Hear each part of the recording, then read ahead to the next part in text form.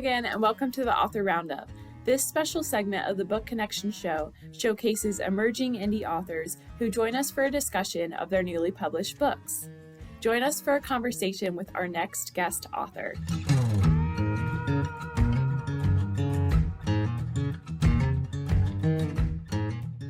Welcome to another episode of Author Roundup. I am your host for this episode. My name is Emma, and today I have author Cyndee Dhalai, also referred to Faialian.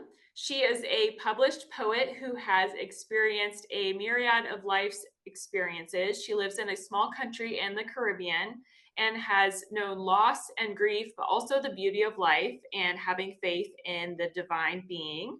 Her belief is life is miracles and magic, salt and light, beauty and goodness. She is here to discuss her recently released book, Grieve is the Price You Pay for Love, Run into the Fire, Discover Me in the Ashes. Hi, Cyndee. How are you today?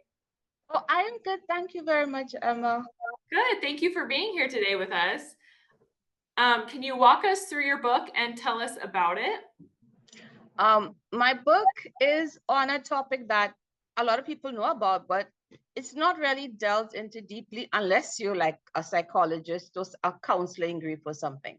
And my book deals with this inner struggle that you have to go through. And sometimes you don't expect a lot of other issues to come in when you're dealing with the loss or grief of someone.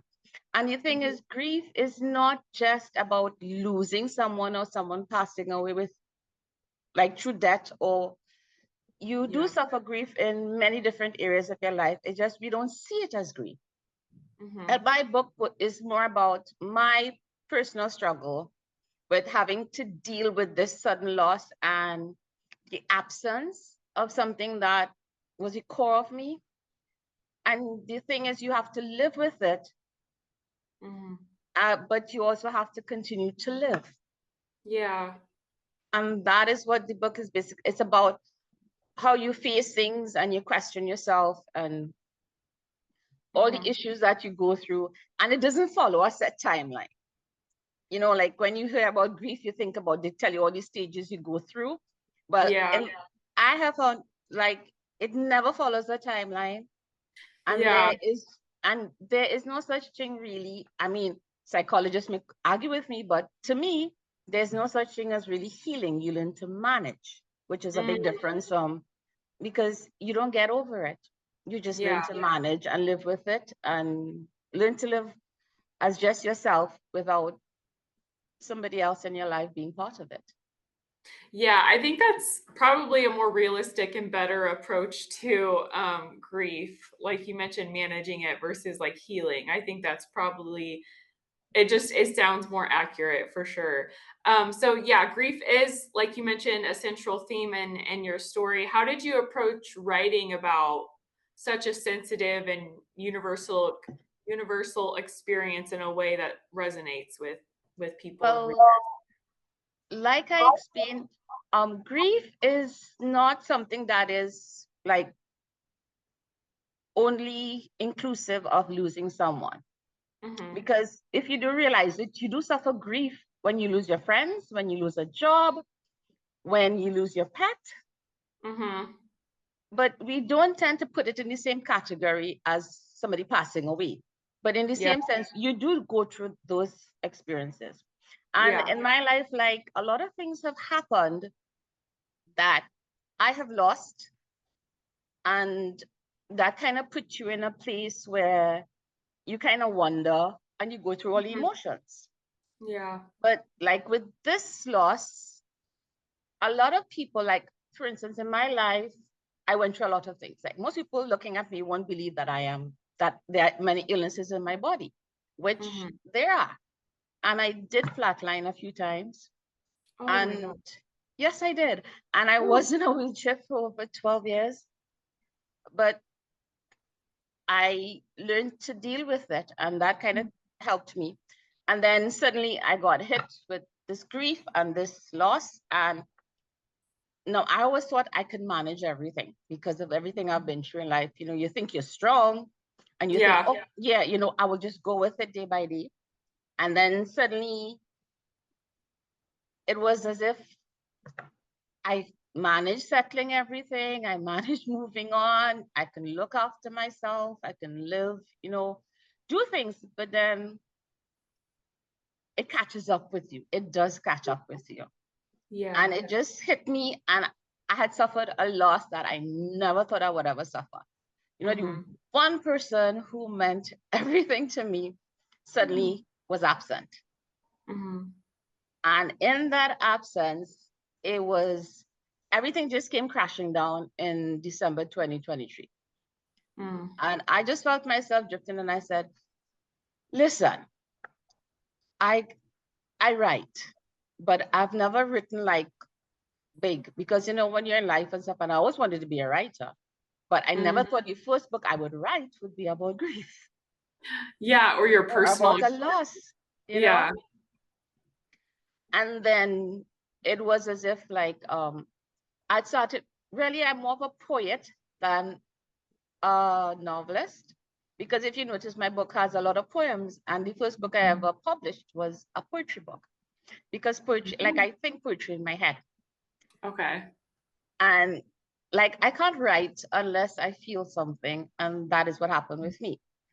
Okay. And when I felt this grief pressing down on me, and I don't like being nobody likes to be out of control and feel as if, they can't manage and this is too much. And you get so pressed down that you don't know what to do. And like, given my life story, if you know my life history of illnesses and being sick and losing 4 years of my life, and because I have my body has a lot of, I don't say I am sick, I just say my body has a lot of illnesses in it. And I'm allergic to all medication, so I cannot even take a baby Panadol. So I had to learn to manage how to deal with all those illnesses by myself. And like somebody had told me, he said, listen, he asked me a question, and he said, I want you to focus on one thing for me, please, and write me the answer. And what came out was a poem. I didn't expect to write in poetry, but it came out as a poem, and that kind of started it and stuff. And then like the few people who really knew about my history, they said, Cyndee, because I talk to a lot of people, and like a lot of people turn to me for advice, and like, I guess I've always been kind of like a confidant and a booster to everybody, when they have things to uplift people. And they said, Cyndee, you make me feel better. Why don't you write about your life story? But that was more in relation to being ill, because most people consider me a living, walking miracle and a medical enigma. And I said, look, writing, after I wrote all the poetry and stuff, and then it's like, I didn't know what to do. So I just started writing. And the thing is, when I sit down to write, I just write. And it just came out, because I didn't plan the book. There was no like, sit down and write an outline like they tell you to do and stuff like that. Yeah. I just wrote. And what came out is exactly how I wrote it. Okay. And so how you wrote the book, you have a main character, correct? That's based off of you and your experiences. Yeah. Okay. Yeah, that is Faialian. That was the person I used. And then the other two characters, which I know most people will have probably problems pronouncing, the name is Gaella and Dark. Okay. And those are two pseudonyms for like, they're really pseudonyms to two different aspects of our lives, the good and the bad, and the one who is like the devil's advocate and the one who's like the good advocate. So that's where the name came from. Okay. And so the main character, their journey through grief is deeply personal and emotionally charged. What inspired you to write her story, and how much does it draw from your own experiences versus actually it is my story? Completely your story. Okay. Everything in it is my story. Everything that Faialian went through is personal to me, because it is part of what I went through and my life experiences. Yeah. So that's why it felt so like, when she was telling it, it was really me redoing it. Gotcha. Okay. Because it's all connected to the grieving process. Because when you do start to grieve, You go back to things that happened before. You may not intentionally want to do it, but sometimes your mind will flash back to, well, I had this before in my life, I had that before in my life, and stuff like that. So you can do it either as a step to bolster yourself and say, okay, yes, I got through that. This was bad, but I got through it. Or it can pull you down. So either way, it does come in, whether you like it or not, because when you drop a pebble in a muddy pool of water, it's going to raise up the dirt. And so you mentioned someone that you lost, and this was your husband, correct? Yeah, that was my husband. We were married for 33.5 years. Oh, wow. Yeah. And then after that, well, I lost someone who was like, sometimes you have somebody who is like the core of you, who you feel in part of you, who you connect to in a level that you never thought you could connect to before. And that absence hit me really, really hard. Yeah. Yeah. And so in your book, there's a question, why didn't you die instead? It's such a powerful and heartbreaking moment in the book. How does this pivotal event shape your journey? Well, actually, that was a real question I got. Wow. I mean, yeah, that was a real question. And at the time, I had kind of brushed it off. Yeah. Because to me, it was like, I understand other people are hurting and they feel any lost. And sometimes people look for someone to blame, or because I'm the one who was always ill. Since 2010, I have suffered, I've gone through a lot. And the normal response of most people was that, oh, we expected you to be the one to die. And I was like, okay, I said, but my response has always been, I've never asked God why. And if you want to find out, you ask him, and maybe he'll give you an answer, because I don't really want to know. That has always been my response. Yeah. And that's a good response. It's like, it's not on you. Like, yeah, because I said, it's not my fault I'm still here, because I didn't breathe life into my body, so I can't take the life out of my body. And that was it. Yeah. But that was like, it kept coming back up. And it was as if, when I thought, okay, I'm done with this, I'm not bothering, we have no contact or whatever. And then you would hear somebody say, I heard this, or somebody said this. And I would be like, when will it stop? Why people can't just, I am not bothering anybody. Yeah. This is my step to go through. I am going through this by myself, and I don't wish anybody bad or whatever, but just give me some space. And it kept coming back. And then it came back at that time also, when I started to feel, when it's really impacted me, the loss. And that started it for me, because I was like, why do people keep saying this to me? It is not as if I am responsible for my being here. I mean, I don't understand why people would think that. And it's like people were blaming me for being alive. Yeah, that's awful. And so the main character you mentioned earlier finds strength in her childhood friends. How did you go about developing these relationships, which they are based on real people, but you said pseudonyms, and what role do they play in her healing journey? Well, actually, these are two people I knew from a very long time. Yeah.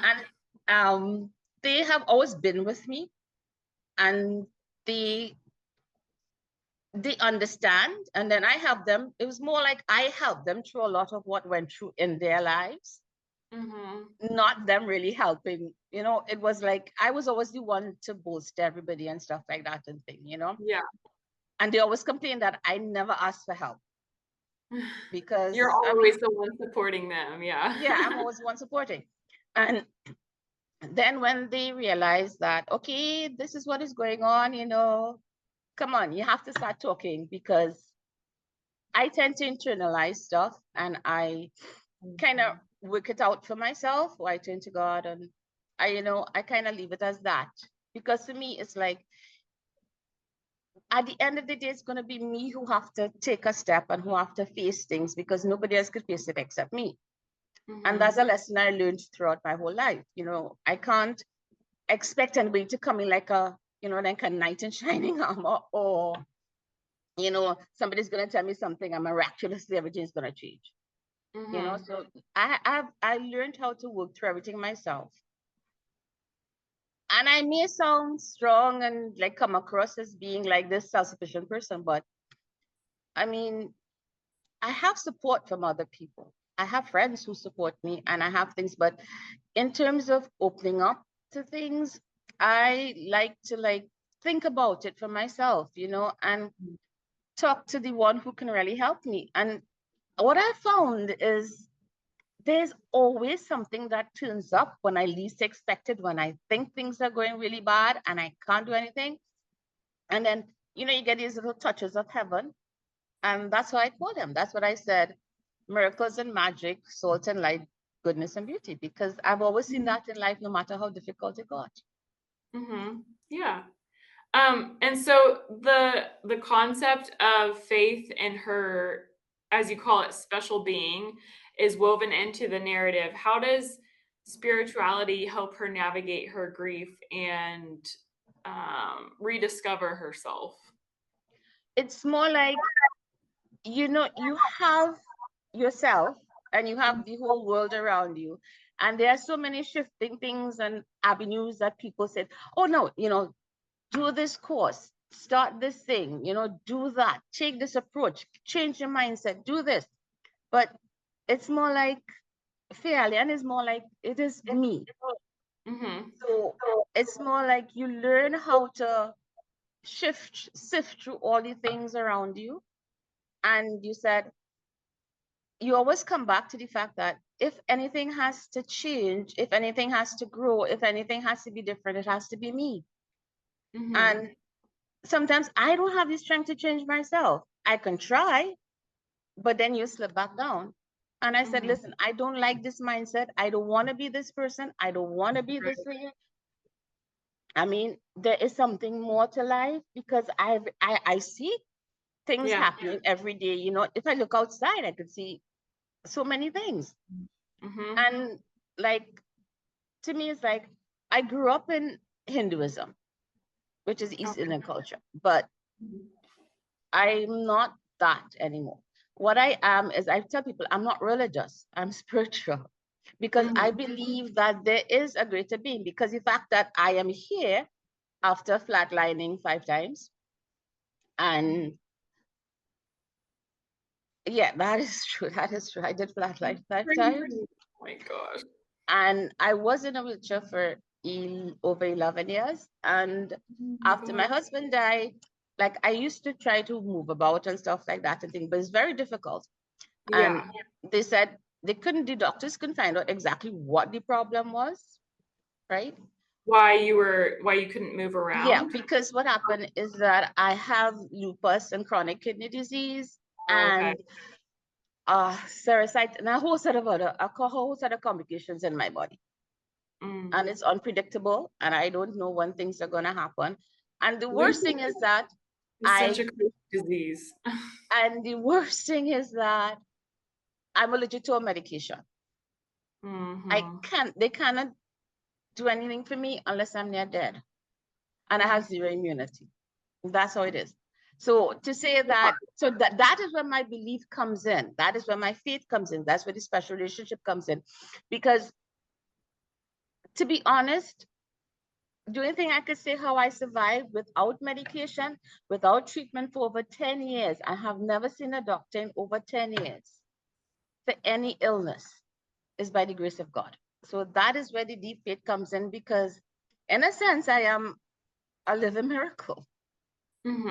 You are. Yeah. Wow.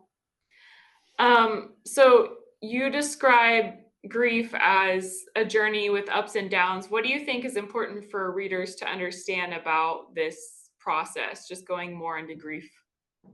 That grief is extremely personal. Other Yeah. people can talk about it and things like that. And grief doesn't have a time limit of when you're supposed to come out of it. And like I said earlier, there is no set of steps that you have to follow. I think Things that's can really important. occur. Things can occur. People say, you get through the loss and you feel pain, you feel anger, and they give you the 5 steps. But it doesn't work like that. And grief is messy. It is complicated. It is something that can pull you from into the depths, into an abyss that you don't think you could ever want to come out of. And sometimes you find yourself questioning, well, why does this have to happen to me? Why? I didn't deserve this. Why do I have to go through this and stuff like that? It's not fair. And then you find yourself wallowing in self-pity. And then from that self-pity, you sink into, and you isolate yourself and you don't want to, all you want to do is feel sorry for myself because I am in so much pain, and after a while that does get kind of tiring for a lot of people.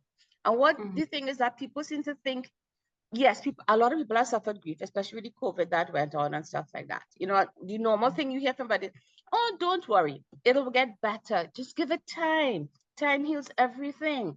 Have faith and trust. It will all turn around. This is going to happen to you. You're going to reach a good place and stuff like that and things. But at the end of the day, the grief remains in you and it will always be in you. What you have to do is learn to manage it. And some days you may go through and you'll be okay. And then some days it'll be like from the time you wake up in the morning, it's like, I can't take this anymore. I don't want to face this anymore. I don't want to do this anymore. And that's how it is. I mean, grief, it's like a roller coaster sometimes, but I'm not going to say with time it will heal. What I will tell you is with time, you become better at managing it. You become better at recognizing that a song will trigger me off, or a certain smell, or you look around and you see something and you think to yourself, oh my God, I remember when this was, but you learn to accept that, that this is part of my memories, this is part of what happened with me. And I will always treasure that and I will always hold that and that will always be in me. But at the same time, I am still here and I have every day to live and to separate from the us, where there was you and me, into just me alone now. And I have to learn to live as me while holding on to what I had. So it's not as if you're letting go of somebody or you are forgetting somebody. It's not a matter of that, because that's something you always carry in you. It's more a matter of treasuring what you have, the good and the bad memories, and also learning to how you can move forward and make the most of the life that you have in front of you still. Yeah, I think that's a good perspective. It reminds me of like when someone passes away, I think a lot of people are like, "Oh, I'm so sorry for your loss." And yeah, it is a loss, but at the same time, it's a celebration of their life. So Yes. accepting that that part was a good part of your life, and yes, they passed away, but they existed for you to remember all the good things about them, and it's a celebration of their life in a way. And I feel like that kind of helps with grief, and that kind of remind me of like what you were talking about. Yeah. Yeah, because you remember when you build once you have a interaction with anybody, right? You create memories. And I like to say create memories because every interaction you have, you create memories, no matter who it is. But when you are when you lose somebody, in this particular case, when you lose somebody, you remember all the memories you've created, whether it was for 1 week, 1 year, 10 years, whatever. Whether you lose that person through divorce, through separation, through death, you did create memories. And it's important to remember that whilst you feel the pain and the anguish of their not being there, which is why I said loss and absence. Yeah. Right? Because most people think, okay, they're gone. But yes, they're gone, but it's a loss. But you feel the absence in you. And you kind of have to tell yourself that, yes, there is this space and this absence and the physical presence isn't there. But we Yeah. did create a lot of memories and we had a lot of things together. And I will cherish it and I will, honor their memory. Because it's really about honoring a memory. Because when you sink into grief and you become like this, you start wallowing in this self-pity of, oh, this was how it was, and you start crying to yourself and feeling sorry for yourself. You see, you're not honoring their memory really. Yeah. You're focusing, yes, it is personal to you, but you're not honoring their memory. Yeah, that's true. And you mentioned that your book is a combination of storytelling and original poems. How did poetry enhance the narrative, and what was the process for integrating it into the story? Or another question, maybe what's the flow and layout of your book, and why did you choose this way? Like I said, poetry is more my thing, in that I write poetry always in my head. Sometimes I can't keep up with the poems running in my head. No, that's true. That is the truth, right? Sometimes because like I know people say you can write poetry, you can sit down and write, but to me it's like sometimes I just feel it and I'll keep writing it in my head, right? And like when I started writing, it's like the poems started coming. And like sometimes I had to stop writing what I was following and write the poem because it'll keep spinning in my head. That's how it came in. And like every time, like in the writing, sometimes a poem will just flow. And I can't help that, in that when I was talking about like how I started the book was with poetry. Because it is more like this, that was the first thing that came in my head. The fact that the ocean is kind of like you're going through your life and you have maelstroms and you have seasons of calm and beauty and serenity, and you have so much fun in the ocean. But then when you get caught in a storm, you have to fight it. But there is a lesson to be learned in that. And that's how my poetry is actually. So the poems came out, and then as I went down and deeper into the story, into the telling of what happened, the poems would come, and the poems fit in with how I was feeling at the time, because I could only write what I feel. Right. Yeah. So that's how it came in. Okay. And so, so the main character's journey is not just about surviving, but thriving. How do you define thriving, and how does she embody this by the end of the story without giving too much away? Okay. Well, you see, thriving is like I was explaining. You have to learn to manage your grief, because at the end of the day, you are still here. You suffered a loss, but you are still here. And you have to learn to move forward. And like I said, create space. You have to learn to create space wherein you can treasure your grief and your loss, and still learn to live life, because there is a lot more in store for you. There's a reason you are still here. Your season in life has not passed. And remember, life goes through stages. So you're gonna have like, okay, that was a part of your life. It is, you now moved on to a different part in life. So you have to learn now to see what you want to do and how you can treasure yourself, because this is where you actually have to begin to like hold what you held with this person, but also you have to learn to treasure yourself and give yourself a chance to live. Because very often we don't give ourselves a chance to live. Because in the book, I talk about the fact that sometimes we don't focus on ourselves. We don't see ourselves as a person. We see ourselves as, okay, this is just me, but you're also a person. Yeah. And so, when did you start writing this book? I started writing this book in December 2023. Okay. Okay, and how long did it take to complete this book? 3 weeks. 3 weeks? Yes. Oh my goodness, that's amazing. Oh, No, okay, when and I write, that is how it is. It's like I just write those. and I don't have a plan. Like I said, you just said, Yeah. okay, write the chapters out and make put little post-its and things like that. I can't write like that. I could never write Mhm. like that. I just write. And the thing is, it's just the feeling that comes. And it's like when I start writing it, like it goes to this and then it goes to that and then it goes to the other thing and then it goes, and that's how it came out.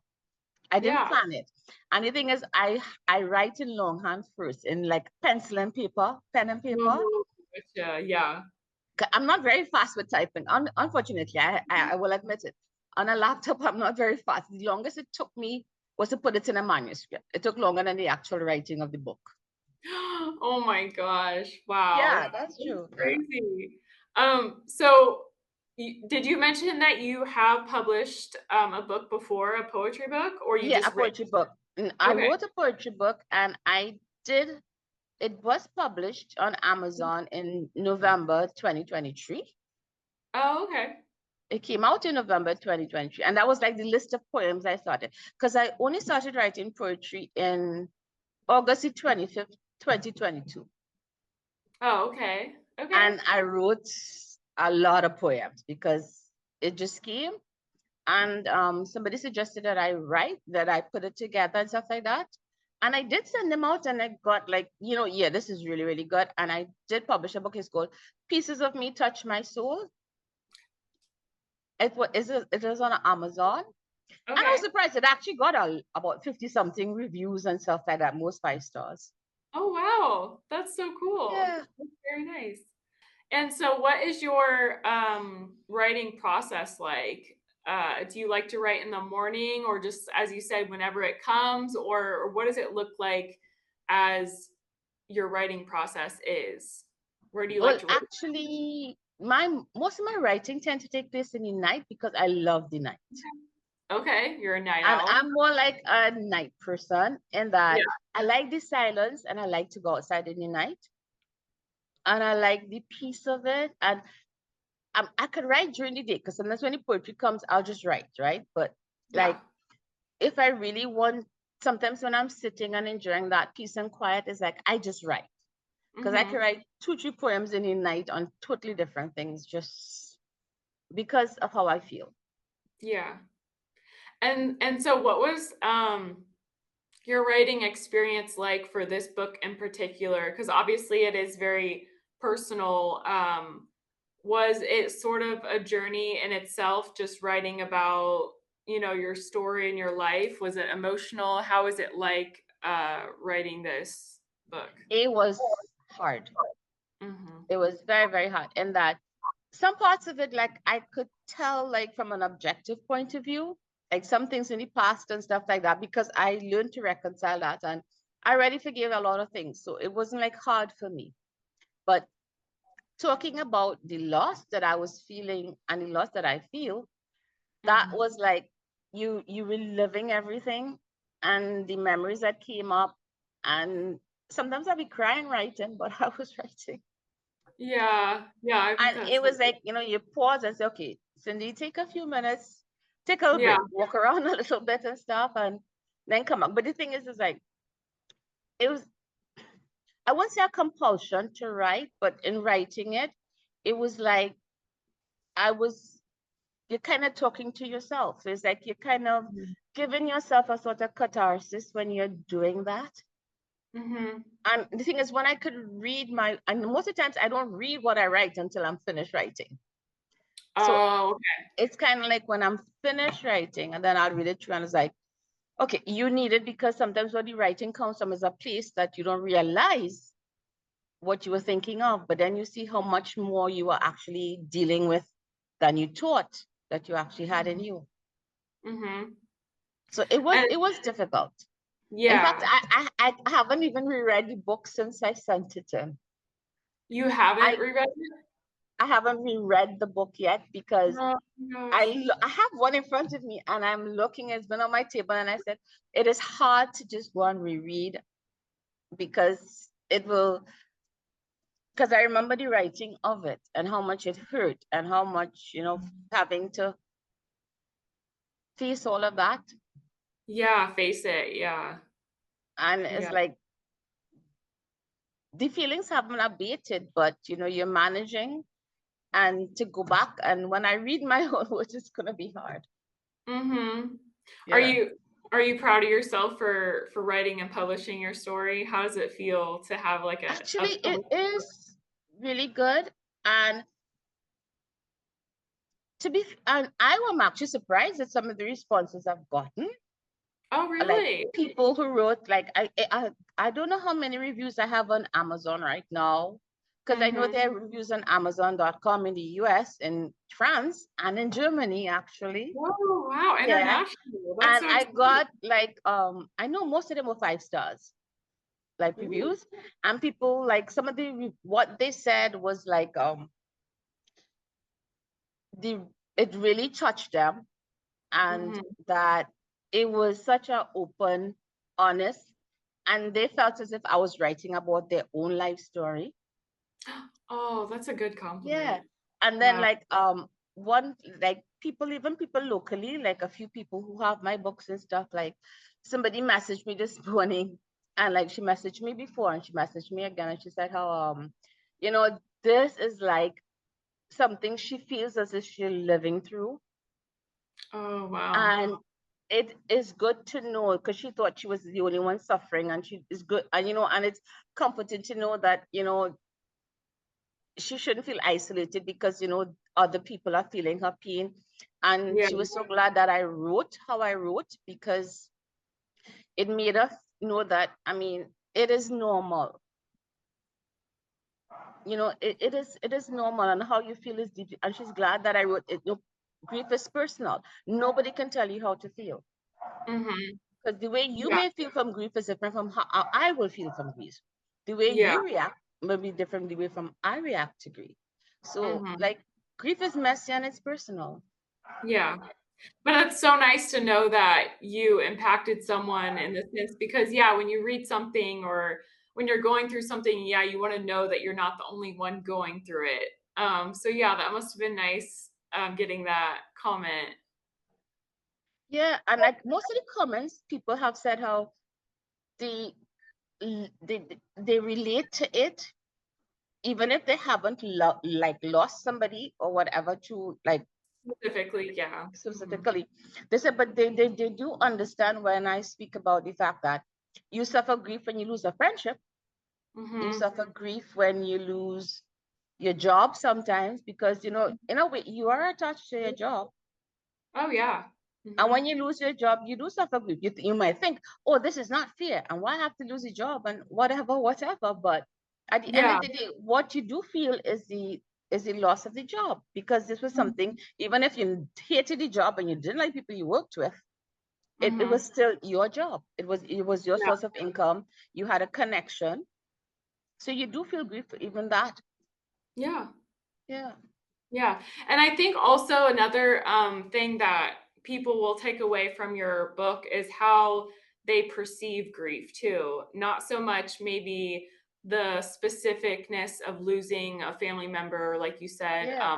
specifically like you did. But I think it's a really good takeaway from your book about how getting another perspective on grief and as you said, managing it versus healing it and the timeline of it all, like grief, the timeline that everyone knows that it's just not really realistic. So I think that's a really good takeaway from your book as well, is that people can have a new and different perspective about grief and how to go through it. Yeah. And see, that is what I kind of wanted people to see, is that Yeah. you can't pigeonhole grief. Mm-hmm. You can't put it in a book and like give it a scientific, psychological thing and say, okay, it fits Yeah. into this. There is no category for grief, Mm-hmm. Mm-hmm. and losing someone, or whether it's a friendship or a job or whatever. You see, it can be either way. It can be you go with societal norms and pretend that, okay, I'm fine, I'm good. Yes, after 2, 3 years, I should be back on track or whatever, but it doesn't go like that. Yeah. Yeah. And that's horrible that people literally, try and go about it that way. It's so sad. It's like, well, you don't have to be at that point. It's okay if you're not, right? Yeah, because the fact is that, remember, grief is not just an emotion. It is a state of being also, because when you connect it with someone or something, like I said, it's a broad scope. It could be a child, it could be a Pet. spouse, it could be a parent, it could be a pet. When you connect to something, you form an attachment. And that's what I said. Grief is the price you pay for love, because love is an attachment. And that is a human need. And how are you going to eradicate a human need? How are you going to neutralize a human need? You can't do that. And grief is part of loving someone, because once you love someone, you accept the fact that they may not be in your life forever. I mean, there is no predictability. Life is unpredictable. You didn't get a guarantee that, okay, as long as I'm alive, you're going to be in my life. That's not how it works. Yeah. And so, you mentioned the title of your book. Let's talk about the title. How did you come up with your title for this book? What was your thought process through it? Did you write it after you finished your book, or was it before, or how did that? Actually, it was before I started the book, because grief is the price you pay for love, because it is based on a love. It is based on love, because that is where the grief came from. And is run into the fire, discover me in the ashes. And that really was the journey, because running into grief is the price you pay for love is from love is an attachment. And it is a risk you take when you love someone. And I always tell people, the most courageous act you can do is to love someone. Because you risk everything when you love someone. Right?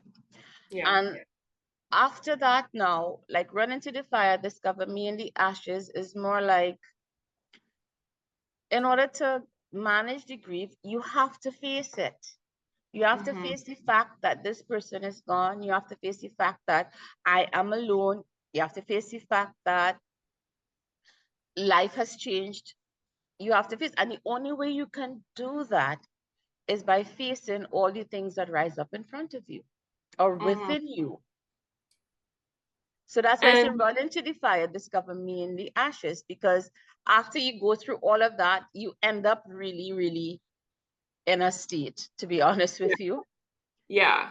You end up like feel like if you've been decimated, because when you cry and you grieve and you face everything and you struggle, because you really are struggling, as like you're fighting yourself to reach a point where you can come. So after you go through all that fire and it changes and face everything you have to face, you end up in ashes. So you have to sit down now and say, okay, what can I build from these ashes?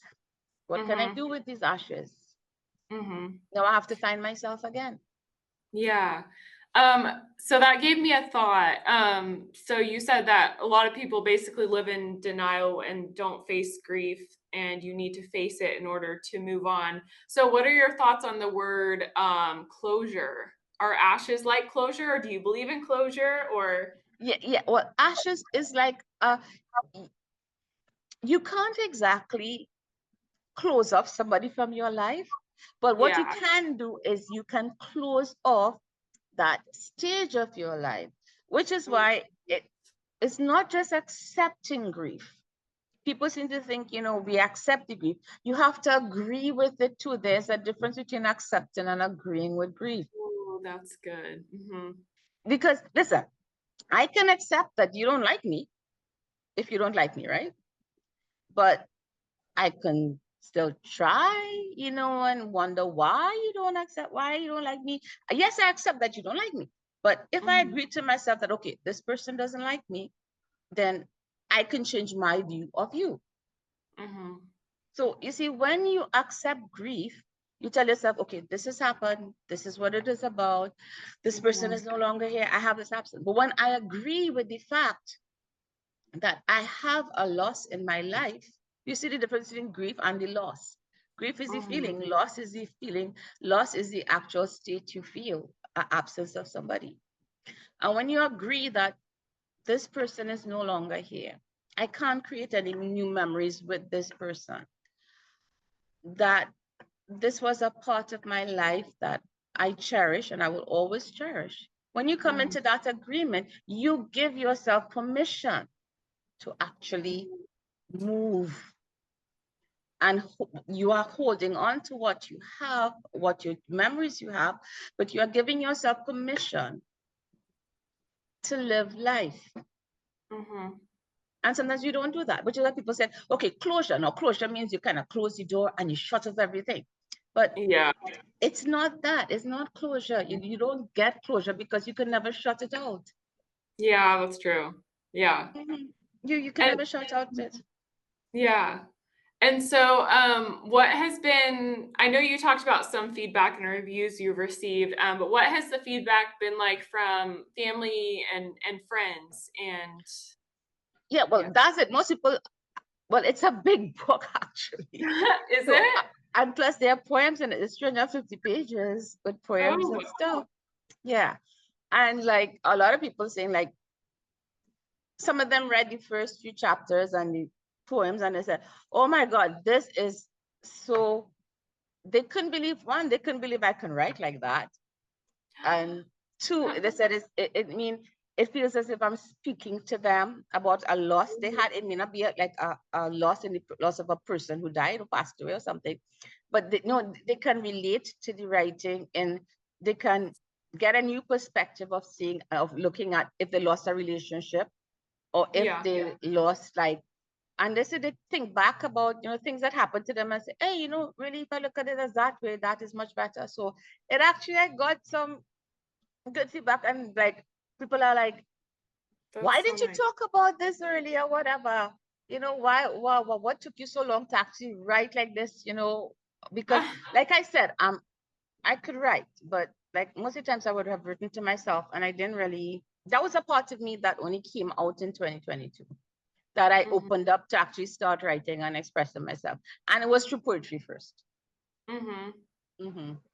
And so what advice would you give for someone wanting to publish their book, who's writing and is skeptical about publishing it and sharing it for the first time? What would you say to them? Take a chance.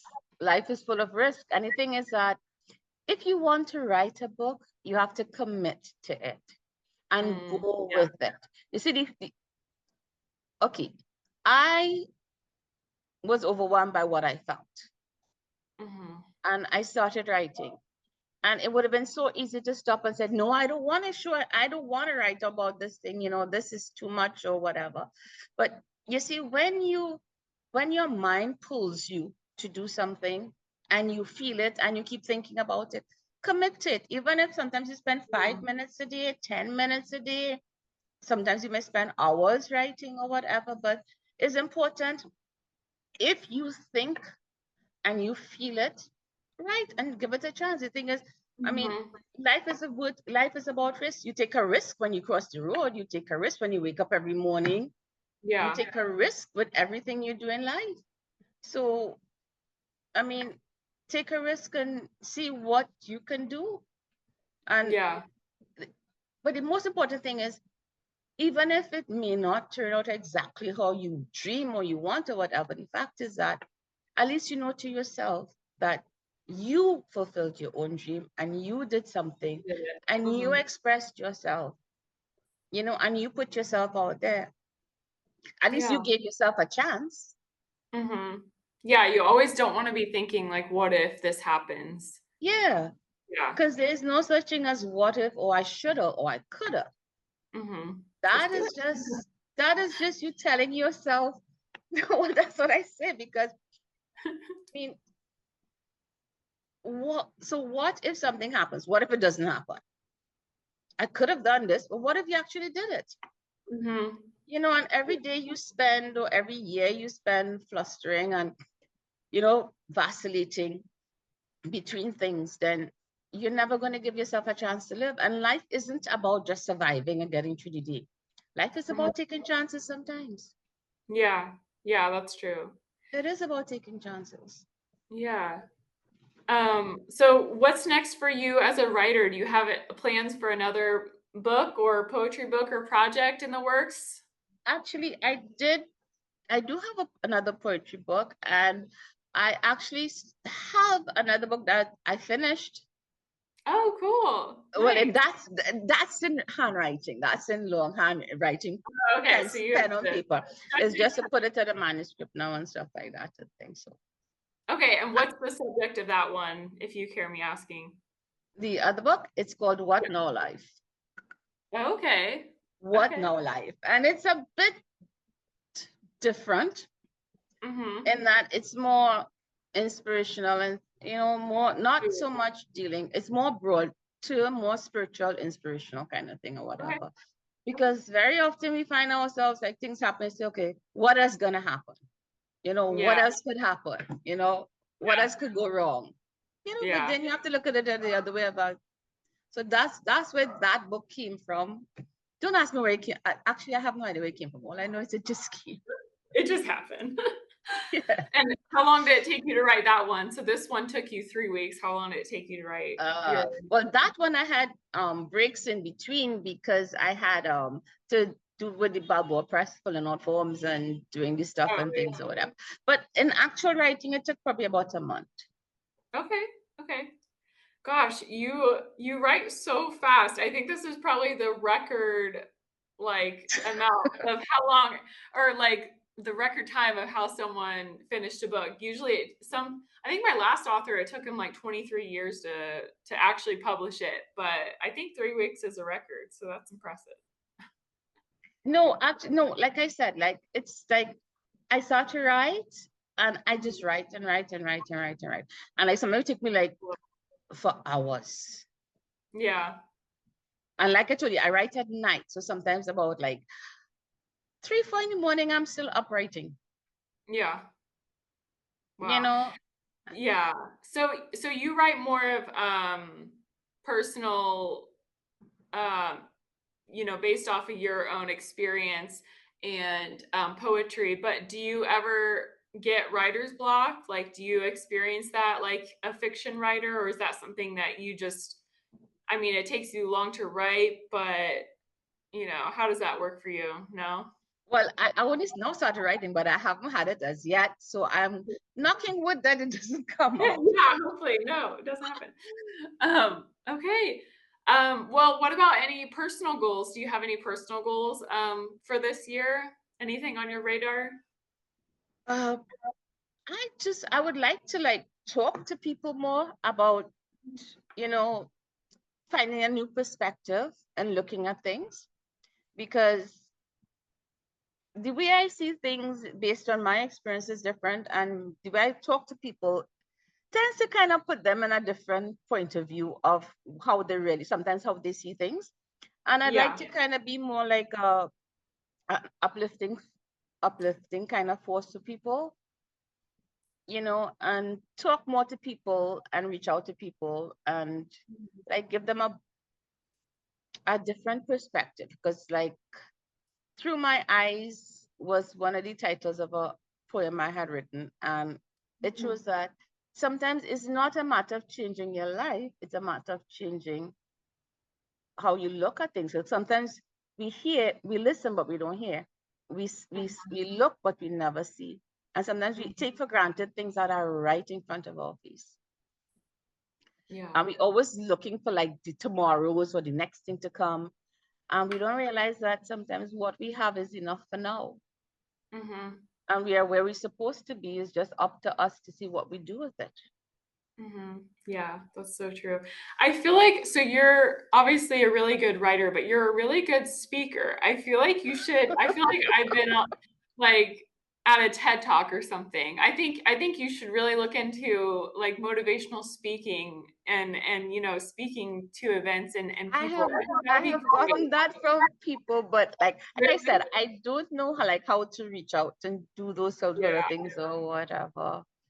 But yeah, like you see, like I can talk because I speak from my life experiences. That's all I can see. yeah. And like my Mhm. own perspective, because most of the times, like let's just say I've always been more of an observer of human Mhm. nature. I got called alien once because they said I saw life totally different from everybody else.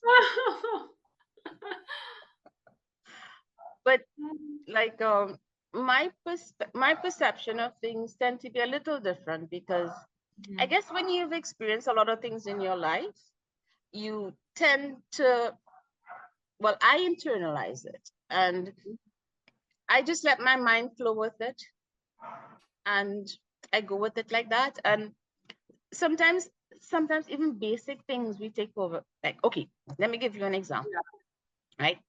You see a puddle of water. This is my thinking. You think, oh God, a puddle of water, I'm gonna get all splashy and dirty and stuff like water. Rain fell and it's all muddy. But then the water settles and the dirt sinks to the bottom and the water is clear on top. Now, what do you see when you see that? You just see a puddle of water that the water settled, right? Mhm. But then you have to look at it, that is like your life. Mm. Sometimes the rain falling is things happening in your life and everything gets stirred up, you know, Mhm. and the dirt from outside washes into you. The puddle is you, right? Mhm. And the dirt comes and it settles and it stirs up, and other people influences and experiences come in and it makes everything all marry and dirty. And then, like everything will calm down and the dirt Mhm. will settle to the bottom and you will see life again and you're all clear and beautiful. But then something happens again. And like the rain coming down again, it's gonna stir up the dirty water inside of you again. So you're gonna go through this whole turmoil again. And you have to Mhm. realize that is how life is. And the Yeah. more experiences that pour into your life, it will begin to flush out the water depending on how you look at it. Is whether you keep the dirt in you and how much you allow the good things in life to pour into you. Because every time clean water comes down, it removes some of the dirt. Oh my gosh. That's so good. That's such a good perspective. Oh my gosh. You That's need how to talk somewhere. You need to talk somewhere. That was so that is how I see it. And that is how like I've always written. And that's like what now life is gonna having it kind of. Mhm. Like it's how different things we see in life and how we approach it. So like what now life is like how you take the different things that come into your life and you can Mhm. look at nature and you can see how many lessons we can learn from just looking around you.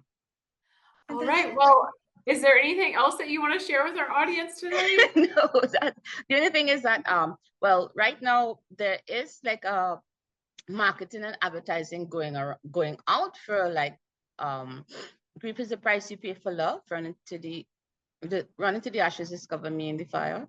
And Mhm. running to the fire, discover me in the ashes. Mhm. Yeah. And like it's available on Amazon.com, Balboa Mhm. Press. They also supply it. And I think Barnes and Nobles also. So Okay. All right. Well, thank you so much, Cyndee, for joining me. It's been so great talking to you, and thank you for publishing your book. I hope a lot of people go out and grab it and leave you a review. thank you so much, Emma. It was really fun talking to you. Yeah, that I was enjoyed great. it. This was a really good interview. Yeah, and thank you so much for watching and listening to this episode of Author Roundup. We appreciate your time as well. And like Cyndee mentioned, if you liked this interview and want to read this book and discuss, as discussed, please head to balboapress.com. Like Cyndee mentioned, it's on Amazon and Barnes & Noble if you want to purchase. And if you would, please leave Cyndee a review. She would love, love, love, love some feedback about her book. And I hope you have a wonderful day, and I'll see you next time. Bye.